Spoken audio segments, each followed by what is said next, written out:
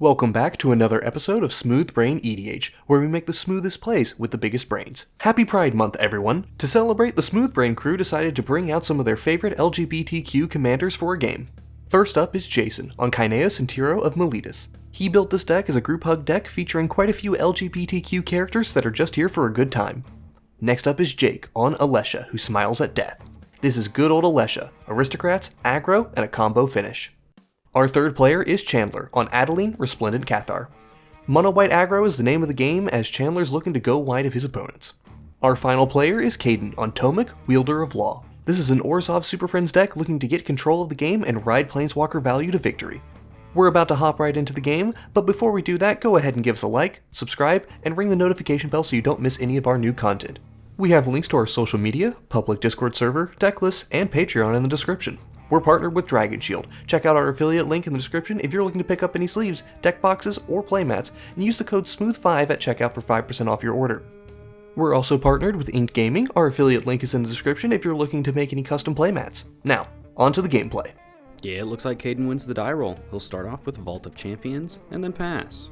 Jason will play a Rogren Triome, and then pass to Jake, who actually has a turn 1 play, so he'll play a Swamp, and then use it to cast Snarling Gorehound. The turn is then passed to Chandler, and he'll play Secluded Step, and then pass to Caden, who continues on the land go train with a Swamp. But Jason will put an end to the train by shocking in Stomping Ground, and then he'll cast Nature's Lore. This will find Ketria Triome, and then he'll pass the turn. Jake will start his turn off with Tainted Field, and then he'll cast Talisman of Hierarchy, and then the turn is passed to Chandler, who starts off with a Plains, then he'll tap for 2 and cast Arcane Signet. He'll then tap said Arcane Signet to cast the Esper Sentinel he just top decked, and then he'll pass the turn to Caden. Caden will play a Command Tower as land for turn, and then he'll tap for 3 and cast Gatewatch Beacon, and the 1 is not paid. And if I remember correctly, the 1 really isn't paid for very often this game. So going forward, I'm just going to tell you when it is paid for. The turn is then passed to Jason, and he'll immediately play and fetch with a Misty Rainforest for an untapped Hollowed Fountain. Then he'll tap for 4 and cast Kynaios and Tiro.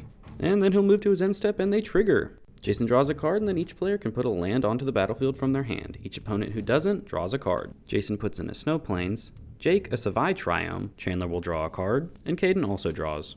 The turn is then passed to Jake, and he starts off with a Battlefield Forge as land for turn. Then he'll tap for 4 and cast a Pitiless Plunderer. When it enters the battlefield, Gorehound will trigger, and he gets to surveil an exotic orchard to the graveyard. Then he'll move to combat and hit Caden for 1, and then pass the turn to Chandler. And Chandler will just play another Plains, and then he'll tap for 3 and cast Adeline. Then he'll tap for 1 and cast Mother of Runes, and then he'll move to combat. Esper Sentinel is sent to Caden, and this will trigger Adeline, which will make a 1/1 sent at each of Chandler's opponents. Caden can't block, and Jason decides not to because he's friends with everybody, and Jake will block. So Caden will take 2, and Jason will take 1. The turn is then passed to Caden, and he'll start off with a basic Plains as land for turn. Then he'll tap for 3 and cast Tomik, Wielder of Law. And then the turn is passed to Jason, who starts his turn off with a Snow-Covered Forest. Then he'll tap for 4 and cast Tempt with Discovery. Both Jake and Caden immediately grab their decks to start tutoring, and Chandler is right behind them. So Jason gets to tutor for 4 lands, and each of his opponents get 1. Phyrexian Tower is Jake's choice, Windbrisk Heights will be Chandler's, and Shadowy Backstreets is Caden's. Jason gets 4, and I'm going to say these a little slowly so you guys can actually read them. Steam Vents, Jetmir's Garden, Valakut the Molten Pinnacle, and Field of the Dead. After all this, Caden will surveil 1 to the top, Chandler will hide away a card, and Field of the Dead sees all 4 of these lands hit the field, so Jason will get 4 zombies. Then after this, he'll tap for 2 and cast OG Tomik, and then the turn is passed to Jake. On end step though, Jason's commanders trigger, so he'll draw a card and put in Flooded Strand.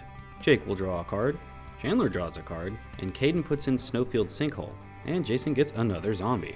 We now move to Jake's turn, where he starts off with Command Tower. Then he'll tap for 1 and cast Mother of Runes.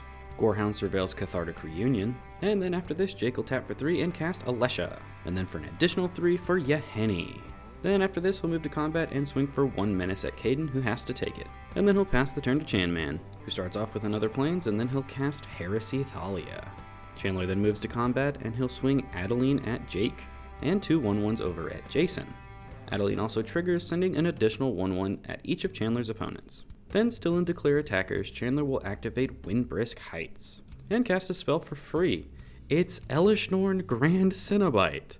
The table is not very happy about this. Caden does bring up that he can deal with it if someone can get rid of the Mother of Runes. So Jason will respond to the Elishnorn by cracking his Flooded Strand. This will find him a tapped Sacred Boundary, which does now trigger Valakut. So 3 colorless damage is now pointed at Mother of Runes, so she'll be destroyed. Before she dies though, Chandler will respond by activating the Mom to give Adeline protection from black till end of turn. And then when she does die, Yahenni will get a +1/+1 counter. Jake then decides to sacrifice all of his creatures except Pitiless Plunderer to Yahenni, and he'll get 3 treasures from this. Elishnorn will finally resolve, and several zombies will die. And this will get Yahenni even more counters.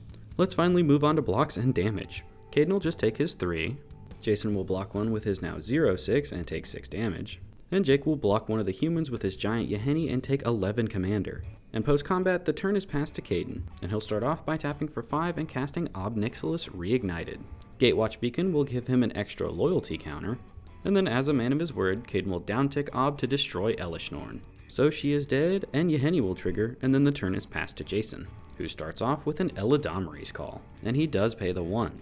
This will tutor him Consecrated Sphinx to his hand, which he will immediately cast. He'll then cast a Birds of Paradise, he'll then move to his end step and draw a card off Kynaios and Tiro, and then he puts in a Wooded Foothills. And no one else has a land to put in, so they have to draw cards. And with that Consecrated Sphinx out, Jason is able to draw 6. Then he'll move to his cleanup and discard a land and Conduit of Worlds. We'll then move to Jake's turn, where Jason will draw 2 on his draw step, and then Jake and Chandler both agree to leave Ob Nixilis alone if Caden will use it to kill the Consecrated Sphinx, and Caden says he will. Jake will then cast and equip a Sword of Hearth and Home to Pitiless Plunderer, and he does pay the 1 because that actually denies 3 cards from being drawn. He'll then move to combat and hit Chandler for 3 with the Plunderer. The sword triggers, and he'll go find a basic to the battlefield, and he chooses to not blink a creature. And then the turn is passed to Chandler, and he'll start off by casting Archaeomancer's Map, and this will tutor 2 basic planes to his hand.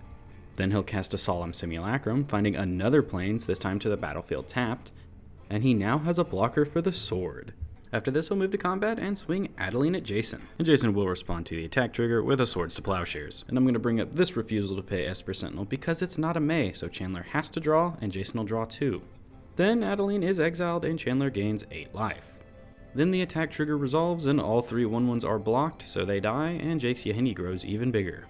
The turn is then passed to Caden, where the Ob is immediately downticked to blow up Consecrated Sphinx. After this, Caden will cast Kaya the Inexorable, and she will get an extra counter due to Gatewatch Beacon. The 1 is paid for, then he will downtick her to exile Yahenni. And then the turn is passed to Jason. And he'll start off with a basic mountain as land for turn, which triggers Archaeomancer's Map, so Chandler will put in a plains, and then Valakut will bolt the Kaya. Jason should also get a zombie, but he'll remember that in a second. But between then and now, he'll cast Annie Joins Up. And he'll deal 5 damage to Solemn Simulacrum, because... Group Hug? Anyways, Chandler will draw a card. Continuing on though, Jason will then cast an Arcane Signet, then a Halana and Elena. Then he'll move to combat, and Annie Joins Up will double Halana and Elena triggers, so Kynaios and Tiro and Tomik will get 2 +1/+1 counters. Then after this, Jason will cast Promethean, Sky Rampart, and then to avoid any webcam confusion, Jason will just say clockwise instead of left or right, because as you can see, everyone is facing upward, so saying left or right could get a little confusing. Jason will then move to instep, and his commanders will trigger twice. TLDR, Jason gets to draw 2, and then he puts in an island and a Windswept Teeth. Jake will draw and put in a Mana Confluence. Chandler will draw and put in a Plains, and then Caden will just draw 2. Jason then moves to his cleanup, where he discards Heroic Intervention, Temple Bell, and Sakura Tribuilder, and then we'll move to Jake's turn, where he'll start off with a Rugged Prairie. Then he'll cast his own Esper Sentinel. Don't worry, he'll tap it here in a second. Then he'll move to combat and hit Chandler for 3. Sword will trigger, and he finds another basic, and doesn't blink anything again. Post-combat, he'll recast Alesha, and then move the sword over to the Esper Sentinel, so people will have to pay 3 now. The turn is then passed, but Chandler will stop on instep to cast Swords to Plowshares, targeting Promethean. He does not like having to attack only Caden. Jason will respond though by cracking his fetch for a forest, and then he'll cast Everyone Lives. So Swords to Plowshares will lose its target and fizzle. We'll then move to Chandler's turn, where he'll start off with a Hall of Heliod's Generosity, and then just pass. And the whole table immediately becomes wary of instant speed interaction. Anyways, moving on to Caden's turn. He'll start off with this game's 3rd Esper Sentinel. Then he'll cast his own Solemn Simulacrum to tutor for a basic plains to the battlefield. And then the turn is passed to Jason. Jason will immediately move to combat and give his commander 4 more counters and spank Jake for 8 commander. Then post-combat, he'll cast a Rocco Street Chef, and then he'll cast a Glunch, and then a Skullwinder. When it ETBs, he'll return Everyone Lives to his hand. Then Jake returns Cathartic Reunion to his. Jason will then cast Saheeli Rai, and he'll downtick to make another Skullwinder. This time he'll return Heroic Intervention to his hand, and Caden will return Elspeth's Talent. Jason will then play Prismatic Vista as land for turn, and Chandler will put in a Plains off Archaeomancer's map. Then he moves to his end step. He'll stack triggers to where Rocco resolves first, so everyone exiles the top 2 of their library.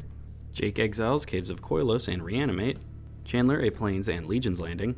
Caden hits Cutting Rhetoric and a land, and Jason will exile Cultivate and the Second Doctor. The next end step triggers he'll resolve is Glunch, who also triggers twice. Jason will keep all the counters for himself, and they go to Halana and Elena. Jake will get 2 cards out of this exchange, Chandler 2 treasures, and Caden 2 treasures. And then finally, 2 Kynaios and Tiro triggers will resolve. So Jason will draw 2 and declines putting 2 lands in. Jake will draw 1 and then put in City of Brass. Chandler draws 1 and puts in Castle Ardenvale. Then Caden will draw a card and put in a Marsh Flats that he will remember to tap later. The turn is then passed to Jake, and he'll start off with Cathartic Reunion. He'll discard 2 cards and draw 3.